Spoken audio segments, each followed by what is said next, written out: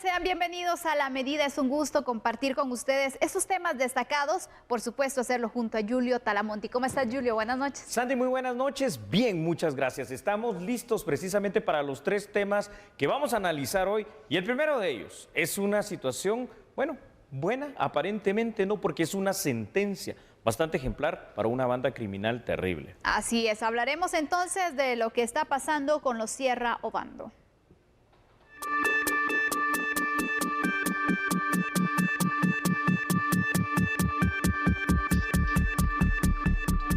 Y es que efectivamente hace poco tiempo, en esta misma noche, han sido condenados 16 miembros de esta estructura criminal denominada la banda Sierra Obando. Vamos a darle un poco de contexto para que usted sepa de lo que estamos hablando de una manera más clara con datos. Por favor, ahí lo tiene usted en pantalla.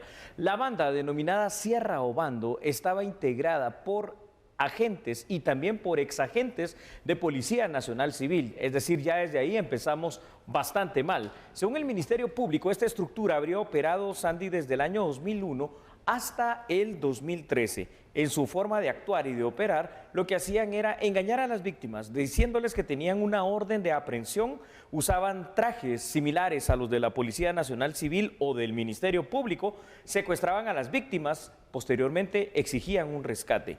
En varios de los casos documentados por la Fiscalía, las víctimas secuestradas simple y sencillamente no aparecían y llegaron al extremo inclusive de acostumbrarse, fíjate Sandy, de enterrar a estas víctimas dentro de vehículos que posteriormente eran literalmente enterrados bajo tierra. Así operaban los Sierra Obando.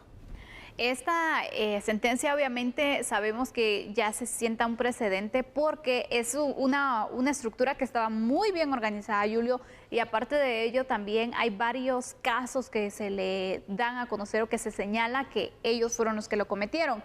Por eso es importante también marcar estas sentencias que se logran hacer por parte de los juzgados y que de esta manera también se conozca el avance que se tiene con ciertos procesos, porque sabemos que es un caso que ya llevaba varios años también de estarse ventilando en los tribunales de justicia. Es correcto, Sandy. Al final de cuentas, como casi todos los años en el sistema de justicia penal guatemalteco, llevan muchísimos años para llegar a esta etapa.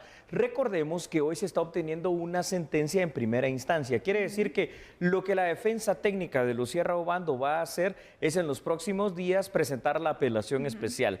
Ahí habrá que conocer qué es lo que decide Sala de Apelaciones y posteriormente, en todo caso, si les es denegada la misma, que eso es aparentemente lo que debería de pasar, pues tendría todavía derecho a una casación. Fácilmente estamos hablando todavía de unos 5 o 6 años más. Y aunque las sentencias incluyen penas de varios cientos de años, que eso puede parecer una situación bastante dura y bastante ejemplar, que de hecho lo es, ¿verdad? Nadie dice que no. También recordemos la tristeza en sí de cómo funciona el sistema penal guatemalteco. Tú lo conoces bastante bien, Sandy. Te podrán poner una pena o imponer una pena de 800, de 700, de 200 años, pero efectivamente la ley penal guatemalteca solo permite cumplir 50 años de privación de libertad. Eso es muy importante darlo a conocer también, Julio, para que de esta forma pues todos nuestros televidentes conozcan la forma en la que el sistema de justicia funciona. Así es, Sandy. Julio, en este caso, por ejemplo, la apelación, obviamente, si ya se encontraron pruebas suficientes para dictar una sentencia, ¿qué tanto puede prosperar una apelación en este caso? Bueno, recordemos que como este proceso acusatorio guatemalteco tiene esas instancias precisamente para hacer el derecho de defensa, ¿verdad? Que está estipulado dentro de la Constitución Política de la República de Guatemala. La posibilidad de que una apelación especial en un caso tan trascendental como el de los Sierra Obando pueda prosperar es bastante difícil, porque al final de cuentas parece ser que la evidencia es muy contundente por parte del Ministerio Público. Sin embargo, siempre queda abierta esa posibilidad de que pueda anularse la sentencia o de que pueda dictarse un reenvío. ¿Qué es un reenvío? Que se repita la fase del juicio oral y público si se encuentra que hubo algún error técnico en la situación procesal penal del juicio oral y de todo el proceso en general. Pero esto va a ser bastante complicado, Sandy. Lo que pasa es que simple y sencillamente su derecho. La cuestión es cómo controlar que no existan en este momento otras estructuras criminales similares a los Sierra Obando, enquistadas dentro de la misma estructura policial. Es que esto es lo dramático. Exactamente. Y Julio, tocando ese punto, también yo creo que es algo muy importante poder aclarar también, porque ¿cómo operaba esta banda? Bueno, ellos realizaban Por favor, allanamientos ilegales. Así es. Y de esta forma es muy importante también que nos puedas aclarar, Julio, para tener esa información. ¿Qué se necesita? O, por ejemplo, si alguien con uniformes de la Policía Nacional Civil, porque como sabes también que son exacto, ¿verdad? ¿Cómo te engañan? Oficiales que sí son pues propiamente de la policía. Entonces, ¿qué necesita un agente para poder ingresar a mi casa a hacer estas órdenes de allanamiento, como lo hacían los Sierra Obando? Mira qué bien lo que preguntas, porque lo voy a contestar de dos maneras. La primera, si me permites, presentando unos datos. La segunda también, si lo permites, y así va a ser, con la Constitución Política de la República de Guatemala. Veamos, por favor, estos datos en pantalla con el apoyo de nuestra producción. Y es que es impresionante, Sandy, porque la banda Sierra Obando es señalada de haber desaparecido a varias personas y de montar, imagínate tú, puestos de registro falsos para raptar a las víctimas. Aquí es donde empieza la situación perversa, porque cualquier ciudadano guatemalteco pudo o puede eventualmente, si hay estructuras que funcionen de esta manera, ser engañado. Los miembros de los Sierra Obando primero utilizaban uniformes como los de la Policía Nacional Civil, utilizaban las insignias y las armas propias de la PNC para cometer sus fechorías. También solían disfrazarse con el clásico atuendo del chaleco que identifica al Ministerio Público, la gorra y toda esta situación. Por haber sido agentes activos, varios imputados, Sandy, fueron señalados y ahora condenados por un delito que es muy grave, que es el de ejecución extrajudicial. ¿Qué es la ejecución extrajudicial? El asesinato cometido por las fuerzas de seguridad de un estado. La estructura criminal operaba en Amatitlán, Villanueva, Baja Verapaz y El Progreso. Entonces, a ver, para responder tu pregunta, número uno, utilizaban el engaño. Tú ves un puesto de registro, están debidamente uniformados, dicen, bueno, son policías, voy a parar. Ahí aprovechaban para el secuestro después de hacer un seguimiento. Con las órdenes de allanamiento llegaban debidamente identificados, pero es ahí donde está lo difícil, porque obviamente tenían que falsificar esas órdenes de allanamiento. Entonces, aquí la situación es bien complicada, porque lo que dice el artículo 6 de la Constitución Política de la República de Guatemala es que para que una persona pueda ser aprehendida, es decir, arrestada, como decimos comúnmente, tiene que estar cometiendo el delito de manera flagrante o tiene que existir una orden de juez competente, que es lo que la gente llama cateos, pero se llama orden de allanamiento, donde debe ir en el papel oficial del organismo judicial con las copias respectivas, presentarse agentes del Ministerio Público, agentes de la Policía Nacional Civil, con vehículos de la Policía Nacional Civil, con vehículos identificados del Ministerio Público y ellos también debidamente identificados. Y tienen que presentarse dentro del espacio de las 6 de la mañana a las 18 horas. ¿Cómo identificar si una orden de allanamiento es falsa o no? A simple vista, si nunca hemos visto alguna, simple y sencillamente esto puede ser muy difícil para el guatemalteco común. ¿Qué hago, Julio, si por ejemplo llega a mi casa una orden de allanamiento y para verificar entonces que sí se esté realizando en el marco de la ley y que sí hayan sido enviados estos agentes, que sí la orden pues obviamente sea girada por un juzgado? ¿Hay algún número en el cual yo podría, por ejemplo, asesorarme o cómo puedo yo ver? Porque también en el momento te captan de sorpresa, ¿no? De sorpresa, porque ese es el éxito precisamente de esta situación. Yo recomendaría 2 o 3 cosas. Número uno, pues lo haces del conocimiento de tu familia, de tus amigos, de alguien, ¿verdad? Llamas inmediatamente antes de abrir. Al final de cuentas, como estas son órdenes ilegales, ya para ellos allanar la casa y romper la puerta se la van a pensar definitivamente. Si es una orden legal, pues van a esperar alrededor de media hora, 1 hora y después van a entrar por la fuerza. Tienes ese margen de tiempo. Esto hay que saberlo. Número 2, llame por favor a la Policía Nacional Civil al 110 y diga, mire, está pasando esta situación y entonces quiero saber si efectivamente esta orden está girada en contra mía, se lo van a decir. Y número 3, llame a su abogado de confianza, es decir, que hayan más personas que estén alertas de esta situación para evitar caer en un engaño, porque al final de cuentas es muy fácil. Y por estas situaciones es que hubo varias víctimas también, varias personas que cayeron entonces en estos allanamientos y puestos de control ilegales. Esto es lo que ha pasado entonces, los Sierra Obando han sido sentenciados, veremos qué pasa en este proceso legal y por supuesto usted se va a enterar aquí en TN 23. ¿Hacemos una pausa, Yuri? Sí, Sandy, solo dame 10 segundos. una cosa que hay que regular en los 11 reglamentos que tiene la ley de la PNC es precisamente cómo deben de estar identificados, puestos y a la vista los puestos de control legales, porque por eso es que hay este descontrol. Vamos a la pausa. Ya regresamos entonces, hablaremos al volver de la niñez migrante. Así que no cambie porque nosotros somos a la medida.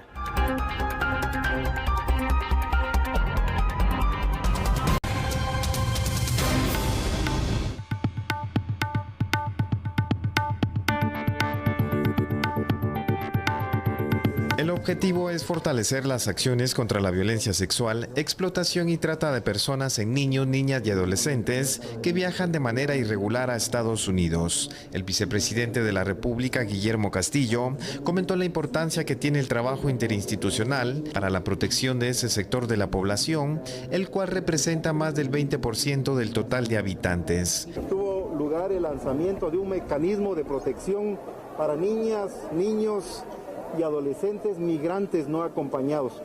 Como ustedes saben, pues la migración es un derecho humano, pero cuando se pone en riesgo la vida, la integridad de las personas, es cuando pues las instituciones tenemos que salir adelante, y en consecuencia pues muy complacido soy con que tanto la PGN, SBS, Asociación Refugio de la Niñez, y la Embajada de Estados Unidos a través de USAID podamos hacer efectivo este mecanismo en el que SBET también estará teniendo un papel fundamental. Así que pues complacidísimos de ello y a seguir trabajando en las acciones que nos corresponden.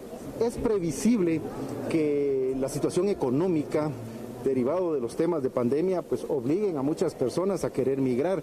Sin embargo, los mensajes que estamos enviando es que pues se corren muchos riesgos, especialmente en estos momentos en el que las personas se vuelven más vulnerables. Así que lo que pretendemos nosotros con todas estas acciones es persuadir a que esa situación no se dé. Nosotros estaremos trabajando una serie de mecanismos con los ministerios y las secretarías involucradas y por supuesto con el apoyo de la cooperación internacional. Jorge Luis Donado Vivar, Procurador General de la Nación, dio a conocer que a la presente fecha se ha dado seguimiento a más de 1,000 niños, niñas y adolescentes inmersos en un proceso de migración irregular hacia Estados Unidos. Se hizo pública la instalación de lo que es el mecanismo de protección integral a niños, niñas y adolescentes migrantes no acompañados. Esto es una estrategia que se definió a partir de la emergencia en marzo de este año, en donde se modificó todo el procedimiento de reintegración de niños, niñas y adolescentes con sus respectivas familias. Tenemos un total de 1.361 niños, niñas y adolescentes no acompañados retornados al país. Las acciones que realiza el gobierno en el tema de la niñez migrante son apoyadas por instituciones internacionales, entre ellas la Agencia de la ONU para los Refugiados. No podemos negar que para Guatemala es un problema serio el tema de la migración, pero se hace más serio cuando hablamos de niños y adolescentes migrando. Vean por favor esta información que hemos preparado para usted, aquí está precisamente en su pantalla, y es que Sandy, la migración ha sufrido varios cambios en su forma de manifestarse en estos últimos 3 años, pero la más dramática quizá sea la representada por niños y adolescentes que viajan no acompañados de ningún adulto. Los riesgos a los que se exponen son innumerables, pues ya per se la travesía es peligrosa para un adulto y por supuesto estos riesgos se magnifican en el caso de los menores. Derivado de la crisis del COVID-19 se han retornado casi los 2,000 niños y adolescentes guatemaltecos única y exclusivamente que viajaban solos hacia Estados Unidos, provenientes tanto de la frontera mexicana como de la frontera estadounidense.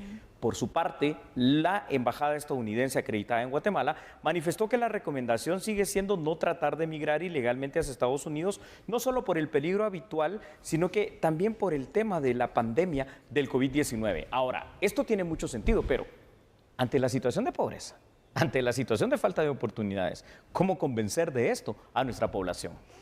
Es complicado, Julio, porque sabemos que pobreza y migración lamentablemente van ligados, porque se tiene obviamente la creencia que en Estados Unidos la situación está mucho mejor y que por eso también es seguro poder alcanzar el éxito y poder de esta forma pues salir adelante, no ganar esas oportunidades que a lo mejor en el país no se tienen. Y especialmente también por ciertas costumbres, en el sentido en el que mientras más joven es la persona, más fuerzas tiene también para trabajar y para ayudar a la familia, ¿no? Es correcto, Sandy. Esto se vuelve hasta una situación no solo aspiracional, sino que en muchos casos hasta cultural. Porque, ¿sabes? Lo más dramático es cuando vemos los casos de niños que han sido retornados y que no son ni siquiera después recibidos aquí en Guatemala por su propia familia. Y entonces es una situación en la cual vemos cómo es una idea ya fija esto que tú estás mencionando. Ayer, si tú te recuerdas, mejor dicho, anoche lo que estábamos hablando en el primer tema, con los 199 años de la independencia de nuestro país, era cómo encontrar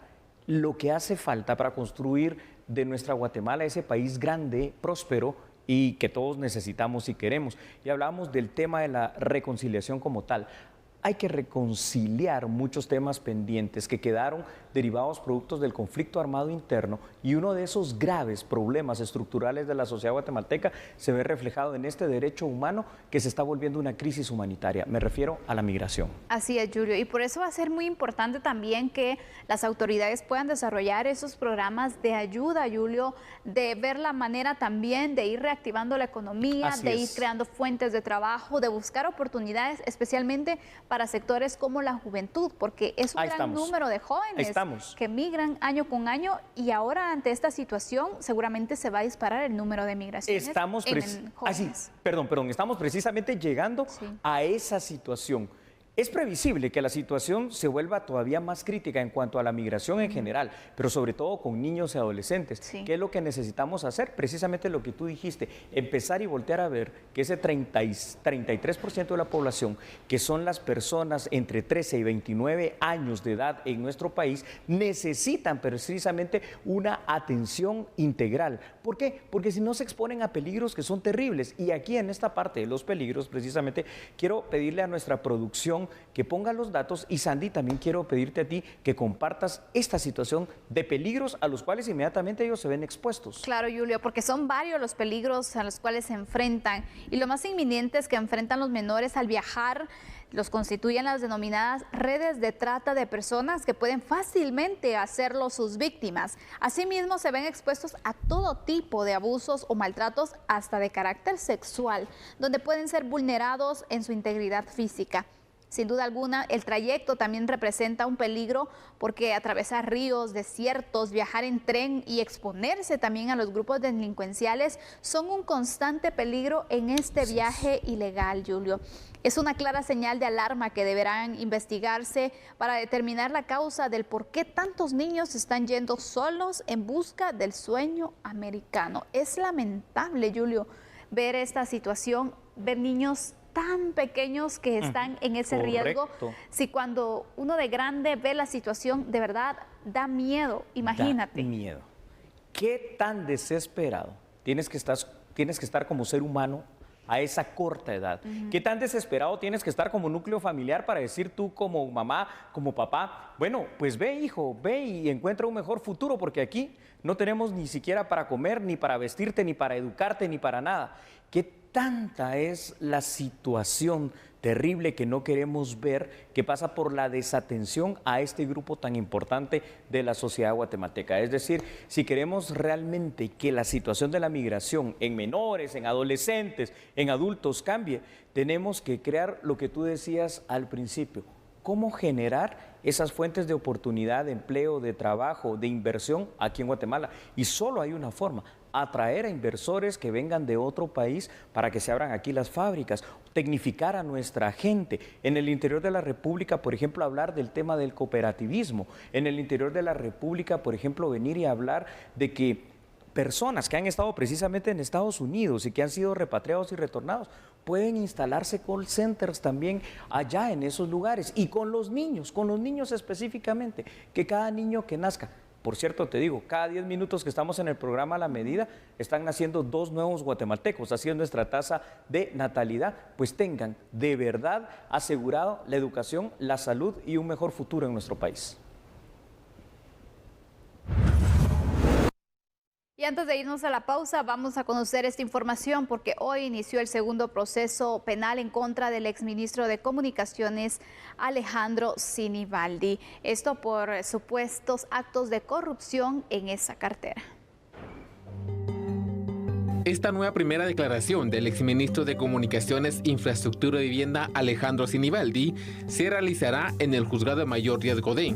Ante el juez de esa judicatura, el Ministerio Público acusará al exfuncionario por hechos de corrupción cometidos en los casos Odebrecht Guatemala y Construcción y Corrupción. En el primer proceso, a Sinibaldi se le señala de haber solicitado diferentes cantidades de dinero a contratistas del Estado para entregarles nuevos contratos o el pago de las deudas de arrastre.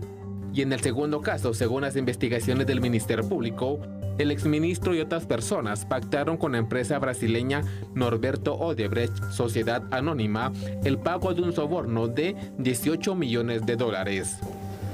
Por ejemplo, Marcos Machado, colaborador de Brasil, de Odebrecht Brasil, dice que a mí me conoció en diciembre del 2011. Y yo solo le voy a recordar al señor Machado que hay pruebas, fotografías, y se puede chequear en el control migratorio que nosotros nos conocimos en México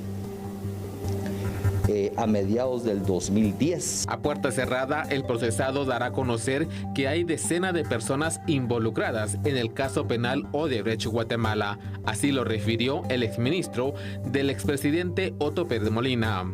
Primero está bajo reserva. ¿Qué tendría que yo decir en relación a la imputación? Primero, que lo que se conoce el caso de construcción, corrupción y del caso de Odebrecht al día de hoy es solo la punta del iceberg. Es un caso muy similar al de Odebrecht, en donde por lo menos se compraron 146 voluntades. Este jueves 17 de septiembre, en el 14 nivel de la Torre Tribunales, a puerta cerrada, se retomará la primera declaración de Alejandro Sinibaldi en el Juzgado de Mayor Riesgo D.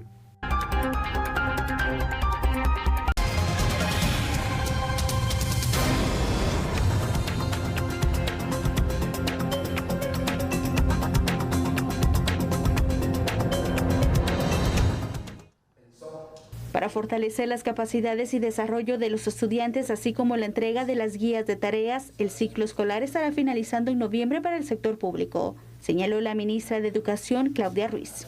Y justamente hemos visto la oportunidad de poder distribuir guías en el mes de noviembre para poder alcanzar un poco más el desarrollo de estas habilidades de los niños. Si se tiene esa buena disposición, creo que se está mostrando un liderazgo totalmente proactivo, propositivo, y tenemos de proyección de poder alcanzar lo más que podamos nosotros por alcanzar esas habilidades y destrezas de los niños y prepararlos para de mejor manera para cuando nos reencontremos. Este año pues ya no nos pudimos ver con los niños, pero se ha hecho un esfuerzo bastante loable de parte de los maestros y está ya el proyecto de podernos extender hasta el mes de noviembre. En tanto, para el ciclo 2021, la mesa técnica trabaja en una propuesta para la aplicación de un sistema híbrido de educación, dirigido a estudiantes del área rural, lo que significa que algunos grupos asistirán a las aulas y otros continuarán desde casa. Es correcto, esa es una de las propuestas en las que hemos estado trabajando, que o la conocemos como un sistema de alternancia o un sistema híbrido, en el que estamos preparándonos, en el caso nuestro, en el sector público, estamos preparándonos para atender a los niños de las comunidades más lejanas. Entonces estamos en esa mesa técnica que les comento a nivel nacional, revisando materiales para poder diseñar para casa y para la escuela, tanto para niños como para maestros. Ahorita no nos estamos preparando para que yo maestra tenga 25 o 30 niños en el aula. Me estoy preparando para un sistema de alternancia. Los niños los voy a rotar o los voy a turnar, y entonces eso quiere decir que voy a necesitar unos materiales para que el niño tenga en casa y otros para que trabaje conmigo en la escuela. Entonces, esos son materiales, nosotros ahorita ya estamos en proceso de diseño con una adecuación curricular y trabajando el diseño de estos materiales. La titular de la cartera de Educación enfatizó en la importancia de trabajar en protocolos de atención psicosocial con los estudiantes al momento de volver a clases, luego de pasar por el periodo de confinamiento o pérdida de un ser querido durante la pandemia. Bueno, yo creo que ya lo tenemos bastante claro, ¿no? Este año 2020 ha sido bastante complicado en el tema educativo, Sandy. Y lo que esperamos para el 2021, pues es un sistema híbrido. Vamos a permitirnos explicarlo con datos que usted va a encontrar en su pantalla en este instante. A ver, partamos de la siguiente base. Las medidas básicas para pensar en una reapertura del sistema educativo en Guatemala para todos los niveles pueden resumirse en las siguientes. Reiniciar clases en los municipios donde el COVID-19 reporte una baja incidencia en el número de personas infectadas, aunque eso casi siempre también te va a traer cierto nivel de riesgo. El uso obligatorio de la mascarilla para cada uno de los estudiantes, haciendo sobre todo hincapié, Sandy, en el cuidado especial que se debe tener con los más pequeños, que son los más susceptibles a quitársela, no tenerla o utilizarla de una manera incorrecta.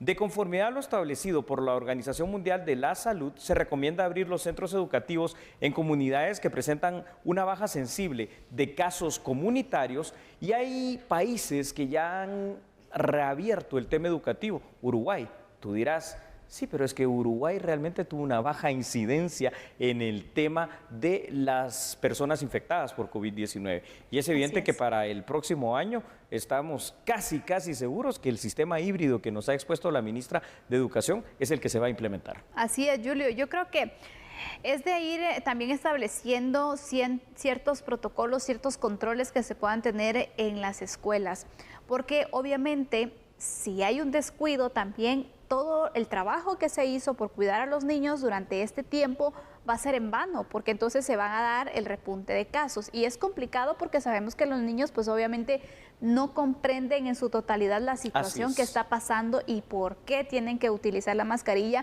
Va a ser un poco también el trabajo de los maestros para crear esa conciencia en los pequeños, especialmente para que de esta forma entonces no se arriesguen y que puedan velar también. Primero, porque en los centros educativos se puedan tener con los kits necesarios de higiene, Julio, que haya agua, que haya jabón, para que los niños entonces también puedan estar en esa desinfección constante, pero... Allí cabe una pregunta, Sandy. Exacto. ¿Estará preparado entonces el sistema de educación, el sistema educativo nacional, para todo esto que estamos hablando en este instante? Porque quizá para empezar pueden haber estas medidas, pero así como en ocasiones no hay escritorios, así como en ocasiones no llegan a tiempo los textos escolares, aunque llegan, ¿quién nos garantiza que durante todo el tiempo que todavía dure la pandemia, pues esta situación sí esté garantizada? Esto es una situación dramática. Ahora, hay más datos y estos datos los vamos a analizar, los vamos a ver acá, por favor, los proyectaremos.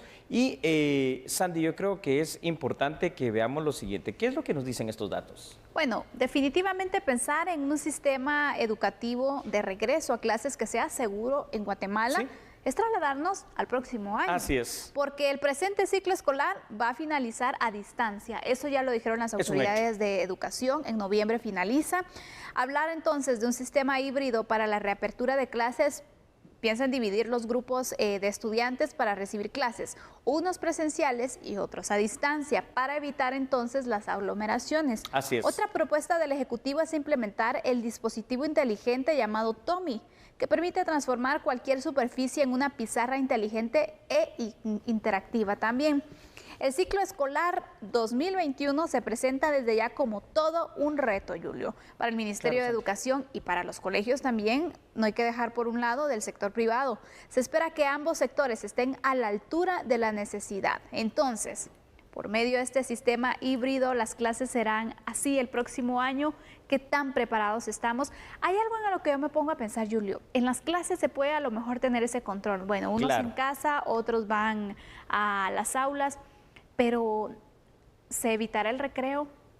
Porque también son espacios en donde, si bien en las aulas puedes evitar que estén aglomerados, hay espacios en común que obviamente los niños, ¿cómo le dices a un niño que no va a tener recreo? ¿Cómo lo mantienes también entretenido? Porque necesitan ese receso. Entonces, es pensar un poco esas estrategias también, Julio. Claro, Sandy, con solo el hecho que en lo público o lo privado, por alguna razón X o Y, me falte el agua, porque se fue el agua, porque faltó, porque no se pagó, ya ahí estamos mal. Sea como sea, el hecho de que las clases el próximo año iniciarán muy probablemente con este sistema híbrido, para muchos les dará certeza y les dará seguridad, pero también para otros será una dificultad, porque una cosa es la Guatemala de las urbes y otra cosa es la Guatemala rural, donde todo esto de la educación a distancia se hace bastante más complicado. Así es, Julio. Bueno, este es el panorama que se tiene en el sector educativo. Debemos hacer una pausa, pero hay otras noticias que tenemos para ustedes, así que lo invitamos a seguir en sintonía. Es correcto, por favor no cambie, regresamos con esa parte informativa de A la Medida. Recuerde algo, nosotros somos precisamente eso, TN23 a la medida.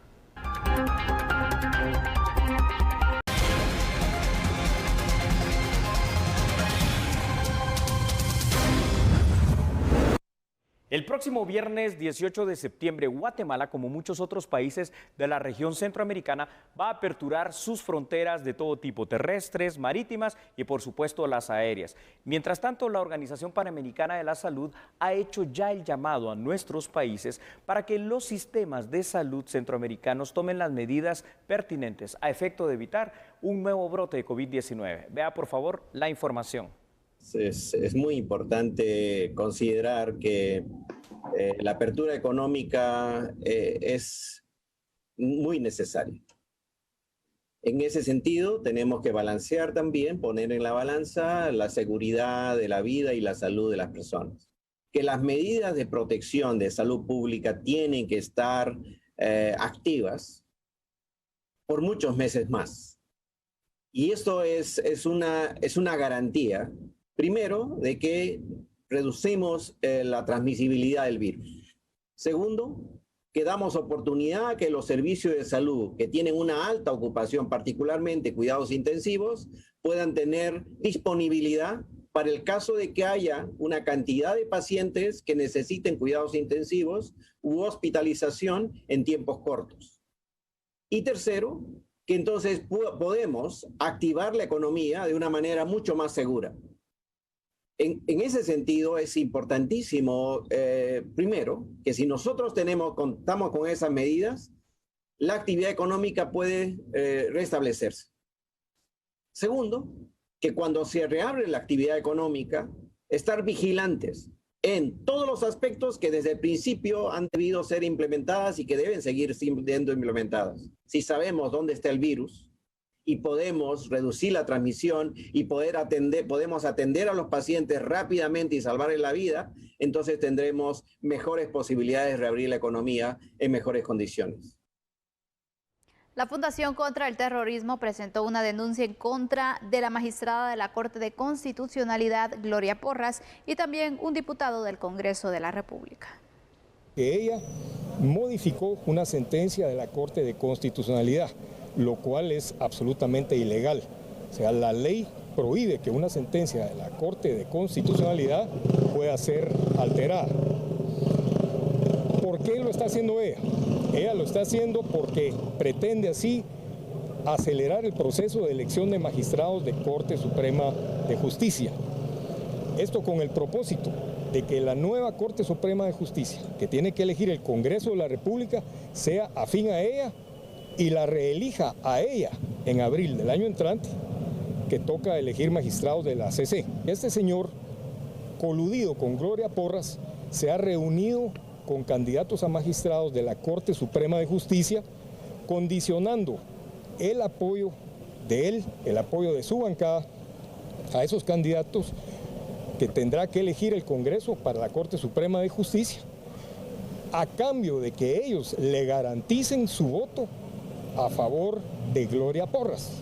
Ha emitido resoluciones que ha dejado sin trabajo a miles de guatemaltecos, ha dejado a Guatemala sin la certeza jurídica que tanto necesitamos para lograr el desarrollo del país, para lograr la confianza en la inversión extranjera en Guatemala. La ministra de Salud, la doctora Amelia Flores, detalló cuáles van a ser los protocolos precisamente sanitarios que se van a implementar con la reapertura este próximo viernes del Aeropuerto Internacional La Aurora. Vea la información. El próximo viernes 18 de septiembre será la reapertura del Aeropuerto Internacional La Aurora, es decir, vuelos extranjeros ya podrán ingresar a nuestro país. Ante ello, el Ministerio de Salud Pública y Asistencia Social ya tiene programados protocolos de higiene y salud, esto ante el tema de la pandemia del COVID-19. Además, se estará pidiendo que todas las personas que pretendan viajar a Guatemala tienen que traer su prueba de PCR para evitar una cuarentena.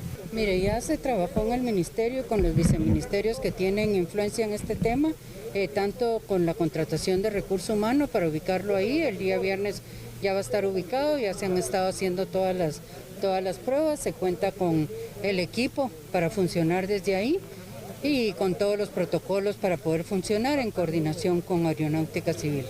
En el tema de estos protocolos, ministra, ya se lograron establecer para que el viernes ya entren en vigencia, y si usted nos pudiera adelantar un poco de qué se tratan ya estos protocolos. Mire, los protocolos son muy genéricos, así como los que nosotros manejamos, el distanciamiento, que las empresas aéreas cumplan con la marcación de dónde debe estar cada persona. Las líneas aéreas saben cuántos pasajeros pueden traer en sus unidades, cómo deben estar protegidos. También ellos están estableciendo una obligatoriedad para que las personas que llegan a Guatemala tengan su examen de PCR ya realizado. Y nosotros estamos preparados para la toma de temperatura, el trash que se realiza en toda institución, y para poder trasladarlos al centro de salud que está ubicado ahí para poder dar el abordaje adecuado. Nos despedimos, gracias por su sintonía. Hasta mañana. Chao, nos vemos mañana. Gracias.